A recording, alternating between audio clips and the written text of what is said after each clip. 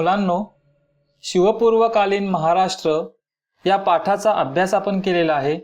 या व्हिडिओच्या माध्यमातून शिवपूर्वकालीन महाराष्ट्र या पाठावर आधारित जो स्वाध्याय आहे तो स्वाध्याय आपण पाहणार आहोत। प्रश्न पहिला, खालील तक्ता पूर्ण करा। तक्ता दिलेला आहे, त्या तक्त्यामध्ये गाव किंवा मौजा, कसबा आणि परगणा असे 3 उभे स्तंभ आहेत आणि त्यावर आधारित प्रश्न विचारलेले आहेत। कशाला म्हणतात? गाव किंवा मौजा कशाला म्हणतात? छोट्या खेड्यास गाव किंवा मौजा म्हणतात। कसबा मोठ्या खेड्यास, परगण्याच्या मुख्य ठिकाणास कसबा असे म्हणतात। परगणा अनेक गावे मिळून परगणा होत असे। पदाधिकारी गाव म्हणजेच मौजा या ठिकाणी असलेले पदाधिकारी आहेत। गावचा प्रमुख पाटील व महसुलाची नोंद कुलकर्णी ठेवत असे। कसब्यामध्ये शेटे व महाजन हे वतनदार कारभारी होते आणि परगण्यामध्ये देशमुख व देशपांडे हे वतनदार अधिकारी होते। उदाहरण पाहूया। गाव किंवा मौजा। पुणे परगण्यातील छोटेसे गाव। परगण्यामध्ये अनेक छोटी छोटी गावं असत, त्यांनाच मौजा किंवा गाव असं म्हटलं जाईल। कसबा, वाई कसबा, इंदापूर कसबा असे कसबे त्या काळामध्ये होते। परगणा पुणे किंवा चाकण परगणा। प्रश्न दुसरा, म्हणजे काय? त्यातील पहिला प्रश्न आहे, बुद्रुक म्हणजे काय? उत्तर, मूळ गावाला बुद्रुक असे म्हणतात। दुसरा शब्द आहे बलुत। त्याचं उत्तर, गावातील कारागीर शेतकऱ्याला शेतीच्या संबंधात जी सेवा देतात त्या मोबदल्यात त्यांना शेतकऱ्याकडून शेतीच्या उत्पन्नातून जो वाटा मिळतो त्यास बलुत असे म्हणतात। वतन वंश परंपरेने आणि कायमस्वरूपी उपभोगण्यास दिलेली सारामुक्त जमीन म्हणजे वतन होय। शोधून लिहा।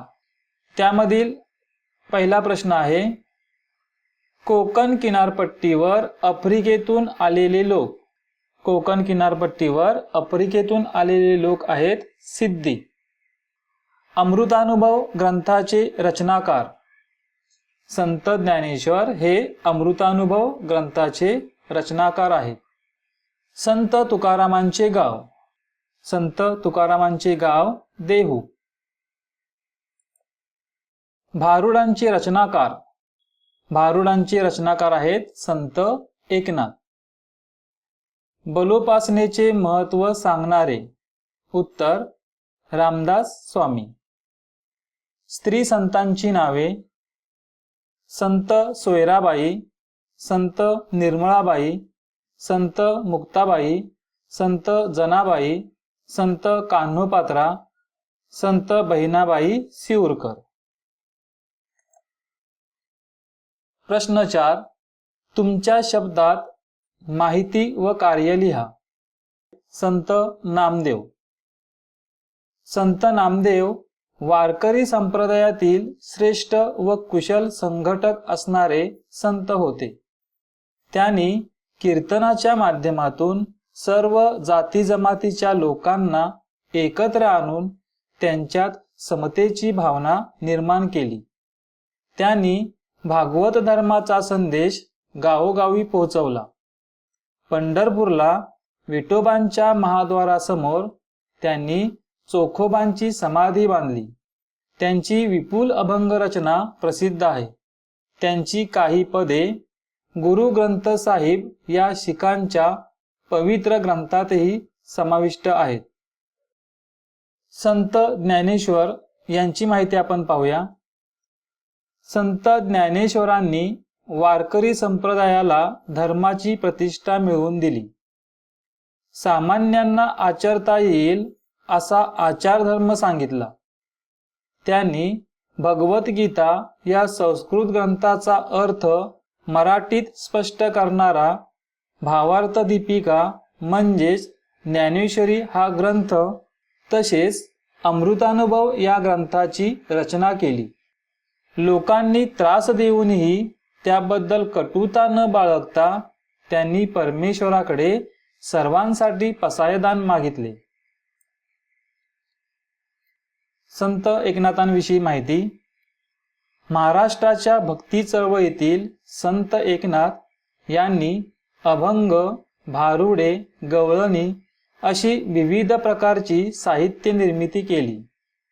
त्यांनी भावार्थ रामायणात लोकजीवनाचे चित्रण केले. भागवत या संस्कृत ग्रंथातील भक्तिविषयक भागाचा मराठीत अनुवाद केला. मराठी भाषा ही कोणत्याही भाषेपेक्षा कमी नाही असे ते सांगत. परमेश्वर प्राप्तीसाठी संसार सोडण्याची गरज नसल्याचे त्यांनी स्वतःच्या आचरणाने दाखवून दिले. इतर धर्मांचा तिरस्कार करणाऱ्यांवर त्यांनी कडक टीका केली आहे. ते खऱ्या अर्थाने लोकशिक्षक होते. तुकारामांची माहिती आणि कार्य आपण पाहूया. संत तुकारामांची अभंग रचना त्यांच्या गाथेमध्ये संग्रहित केलेली आहे. त्यांचे अभंग समजायला अतिशय सोपे आहेत. समाजातील दांभिकतेवर आणि अंधश्रद्धांवर त्यांनी कडक शब्दांत टीका केली. त्यांनी भक्ती आणि नीतीला महत्त्व दिले. दीनदुबळ्यांमध्ये देवत्व शोधण्यास सांगितले. त्यांनी अभंगाद्वारे लोकजागृती केली. कर्मठ लोकांच्या विरोधाला धैर्याने तोंड दिले. त्यांच्या शिष्य आणि सहकार्यांत विविध जाती जमातीच्या लोकांचा समावेश होता. प्रश्न 5. दुष्काळ हे रयतेला मोठे संकट का वाटत असे? उत्तर. दुष्काळात शेतीचे पीक येत नसल्याने अन्नधान्य मिळणे मुश्किल होत असे. अशावेळी अन्नधान्याचे भाव वाढत, पाण्याची तीव्र टंचाई निर्माण होऊन जनावरांना चारा मिळत नसे. गावात राहणे कठीण होऊन लोकांना परागंदा व्हावे लागे. या त्रासामुळे दुष्काळ हे रयतेला मोठे संकट वाटत असे. मुलांनो, पाठाखाली असलेला जो स्वाध्याय आहे तो आपण पाहिला. अधिक अभ्यासासाठी आपण काही आणखी प्रश्न पाहूया. पुढील प्रश्नांची थोडक्यात उत्तरे लिहा. संतांनी समाजाला कोणती शिकवण दिली? उत्तर. परमेश्वरापुढे सर्व समान आहेत हा समतेचा संदेश दिला. लोकांना माणुसकी व मानवता धर्माची शिकवण दिली. सर्वांवर प्रेम करावे, एकत्र येऊन एकजुटीने राहावे, वर्ण व जातीचा अहंकार बाजूस सारून सर्व माणसे परमेश्वराची लेकरे या स्वरूपात पाहण्याची शिकवण दिली. 17व्या शतकाच्या प्रारंभी महाराष्ट्रात अस्थिरता व असुरक्षितता का निर्माण झाली होती? उत्तर. 17व्या शतकाच्या प्रारंभी महाराष्ट्रात निजामशहा, आदिलशहा व मुघल या सत्तांचे वर्चस्व होते. कोकण किनारपट्टीवर सिद्धी, पोर्तुगीज, इंग्रज, फ्रेंच, डच यांच्या वसाहती होत्या. या सर्व सत्तांत वर्चस्वासाठी सतत संघर्ष चालू असे. त्यामुळे महाराष्ट्रात अस्थिरता व असुरक्षितता निर्माण झाली होती.